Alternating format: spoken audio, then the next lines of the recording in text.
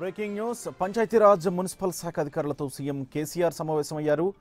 ఈ భేటీలో MPTC, ZPTC municipal ఎన్నికల నిర్వహణపై సమీక్షిస్తున్నారు. సార్వత్రిక ఎన్నికల కోడ్ ముగిసే లోపు అన్ని స్థానిక సంస్థల ఎన్నికలు పూర్తి చేయాలన్న ఆలోచనలో కేసీఆర్ ఉన్నట్లు సమాచారం.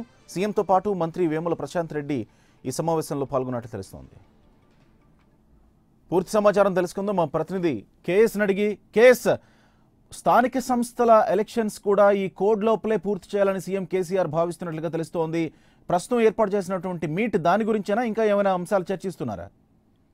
యాగోపి పార్లమెంట్ ఎన్నికలు ముగిసినా కూడా తెలంగాణలో మళ్ళీ ఎన్నికల హడావుడి మొదలు కాబోతుంది. ప్రస్తుతం ఎంపీటీసీ, జెడ్పీటీసీ అదేవిధంగా తెలంగాణలో కొన్ని మున్సిపాలిటీలకు ఎన్నికలు జరగవలసినటువంటి అవసరం ఉంది. అయితే ప్రస్తుతం ఈ పార్లమెంట్ ఎన్నికల కోడ్ అనేది మే 23వ తారీఖు వరకు ఉంది కాబట్టి ఈ కోడ్ లోపలనే ఈ ఎంపీటీసీ, జెడ్పీటీసీ మున్సిపల్ ఎన్నికలు పూర్తి చేసుకోవాలని తెలంగాణ ప్రభుత్వం మొదటి నుంచి భావిస్తుంది.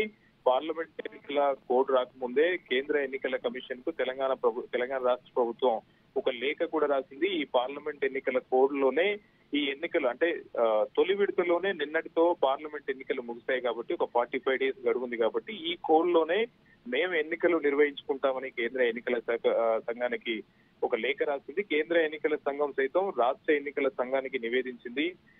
ఎన్నికలు జరుపుకునేందుకు అనుమతి కూడా ఇచ్చింది. కాకపోతే రిజల్ట్స్ మాత్రం సార్వత్రిక ఎన్నికల రిజల్ట్స్ ప్రకటించిన అనంతరం తెచ్చుకోవచ్చు అని చెప్పింది. దీంతో ప్రస్తుతం ఈ 45 days కోడ్ అమల్లో ఉండగానే రాష్ట్రంలో ఎంపీటీసీ, జెడ్పీటీసీ మున్సిపల్ ఎన్నికలు పూర్తి చేయాలని భావిస్తున్నారు. ఆ నేపథ్యంలోనే ప్రగతి భవన్ లో ఇవాళ ముఖ్యమంత్రి కేసీఆర్ పంచాయతీరాజ్ శాఖకి సంబంధించిన ఉన్నతాధికారులు మంత్రి వేముల ప్రశాంత్ రెడ్డితో సమావేశమయ్యారు. ఏ సమయంలో ఎన్నికలు జరపాలి, ఎప్పటిలోగా ఇవ్వాలి, ఒక కార్యాచరణ రూపొందించేందుకు కేసీఆర్ ప్రస్తుతం అధికారులతో చర్చిస్తున్నారు. ఇప్పటికే ఎన్నికల కోడ్ అమల్లోకి రాకముందు రిజర్వేషన్లకు సంబంధించి కసరత్తు చేశారు. మొత్తం రాష్ట్ర వ్యాప్తంగా 535 ఎంపీపీ స్థానాలు ఉంటాయి.